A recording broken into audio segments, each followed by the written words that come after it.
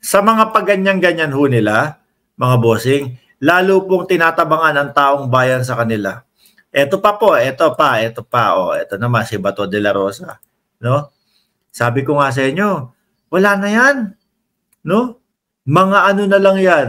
Kumbaga, paawa effect na lahat gagawin, lahat sasabihin. Para lang makuha ulit ang simpatya ng taong bayan, mga boss. Kaso wala eh. Tingnan nyo po. Ilan pa ang tira doon sa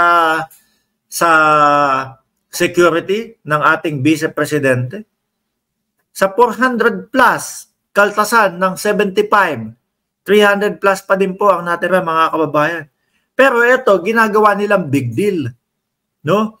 Pinagmumukha nila na, sa taong bayan, naku, ano na nangyari? Delikado na ang buhay ng ating Vice Presidente. Samantalang 300 mahigit pa ho ang natitira. Mga kababayan. So ngayon, ang ginawa nitong mga ito, si Bato de la Rosa, si Robin Padilla, nag-imbita. Mga kababayan. Pati nga MNLF nag-imbita, mga bossing. Sabi niya dito, baka sabihin nyo naman na private army yung ginagawa natin, ha? Isipin ho talaga ng taong bayan yan, mga bossing. Biruin mo at may 300 plus ka pa. Tapos nag-iimbita ka pa kung sino-sino. Ang hindi ko makalimutan, yung imbitasyon ni Robin Padilla Yung mga ex-bandido daw ho, o yung mga taga-bundok, mga kababayan. Mag-volunteer daw ho bilang security ni Inday Sara Duterte. Paano kung hanggang ngayon, loko-loko pa din yung mga yun? Di lalong inilagay nila sa kapahamakan po ang ating Vice Presidente. Di ba? Tapos isisisi nila? Ang isisisi nila, naku, pinagurgur ni pinategi ni PBBM ang ating Vice Presidente. Ganun ang i-style nyo. Di ba? Ang akin doon, very fair ang aking panawagan na yung marunong sa unarmed combat. Yan niya, di ba? Kumbaga, walang beng-beng. Wala tayong armas dahil mga retired yan. Hindi na yan active. Alam niyo po, mga kababayan, ito hong pagbawas, no? Ito hong pagbawas ni General Marbil o ni Romel, sabi nga ng ating Vice Presidente, Romel, di ba? Sa liham. Ito pong pagbawas ni General Marbil, mga kababayan, na ipaliwanag ng maayos to. No? At the same time, uulitin ho natin, sandamakmak pa din ho yung 300 plus na security ng ating Vice Presidente. Pinakamarami po, no?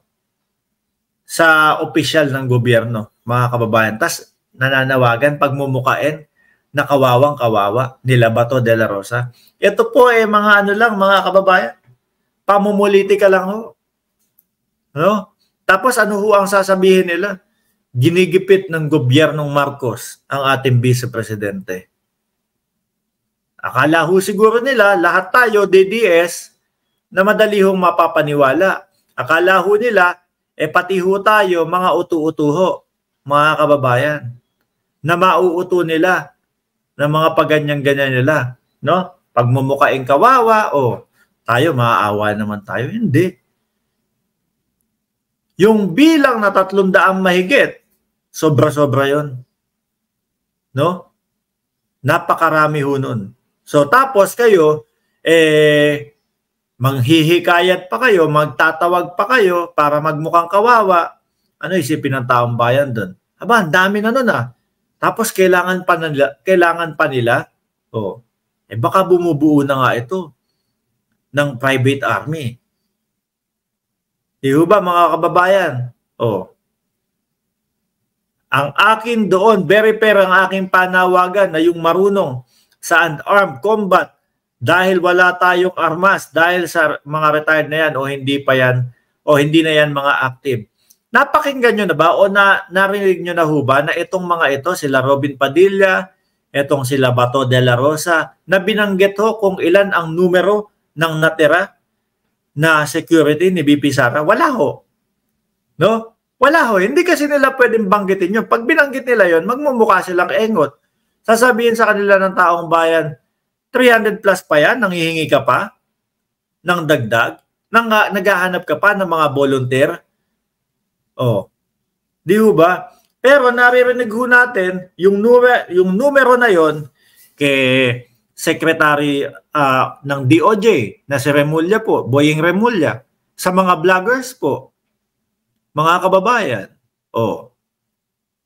Di ba, mga kababayan, kailangan marunong sila ng mano a mano nung pang self-defense para makatulong kahit papaano kung merong threat sa buhay ng ating Vice Presidente. Bato! Ano to? Parang pideyalik lang din? Ginagawa mong aanga-anga ang mamamayang Pilipino? Ginagawa mo lahat uto-uto? Ba't hindi nyo masabi, no? Na 300 plus pa ang natitira sa security ni Vice Presidente. Magmumukha kasi kayong aanga-anga. Magmumukha kayong nang uuto lang ng taong bayan. Di ba, mga kababayan? Sabi ni Paula May, Dizon, drug test lang ang solusyon dyan, pero maraming palusot ang boss nyo. Ilang beses yung gustong magpa-drug test ang Pangulo? Hindi naman uto-uto ang Pangulo na kagaya ng mga DDS. Hindi naman uto-uto ang Pangulo na kagaya ng mga OTAP supporters, OTAP vloggers. 2 beses lang nagpa-drug test. Drug test na naman. Yung mga pinapaniwalaan yung video, aanga-anga kayo? Mahina ba ang paningin ninyo? Di ba, mga kababayan? Wala na. Wala nang mailabas. Eto, may bagong may bago na namang tawag diyan? Meron na namang bagong witness daw. Baka susunod si Jose Marichan na ang witness ninyo dahil magde-December na. Nagpapatawa kayo, sarap. Ang gawin ninyo, bawas-bawasan nyo ang pagkain nyo ng OTAP. Parang puro OTAP na pinapalamon sa inyo ni Kay Buloy. Kaya yung mga utak ninyo, panghanggang OTAP na lang, mga kababayan. Siguro ito, mahilig din si Bato de la Rosa at si Robin Padilla sa OTAP. Kaya yung 300 plus, na security para sa kanila konti 'yun. Di ba, mga kababayan?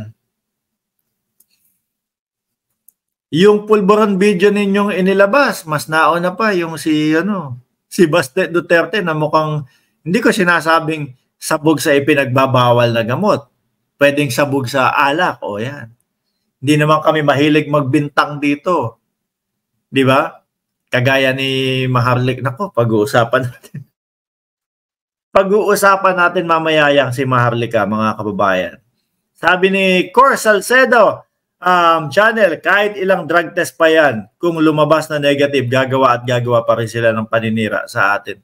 Magantay na lang sila ng 4 na taon pa. Di ba?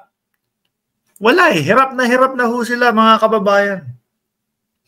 Hirap na po. Ayan, si Bato de la Rosa, kung ano-ano pinagagawa doon sa kanyang hearing, kung ano-ano pinagsasabi doon sa kanyang hearing, pinilit, alatang pinilit lang, na i-hearing yung pideyalik na yun. Bumagsak ang rating niya tuloy, mga kababayan. Kasi halata ng taong bayan, na gusto lang po nilang agawin ulit ang kapangyarihan. Hindi ba pwede mabuhay ng simple muna? Tapos sa susunod na eleksyon, doon na lang bumawi? Baka ho kasi madami hong lumalabas, mga kababayan. Madaming nabubuko kasi, mga bossing. Di ho ba? Madaming mga, alam mo na hindi na dapat iniimbestigahan. Ngayon, naiimbestigahan ho, mga kababayan.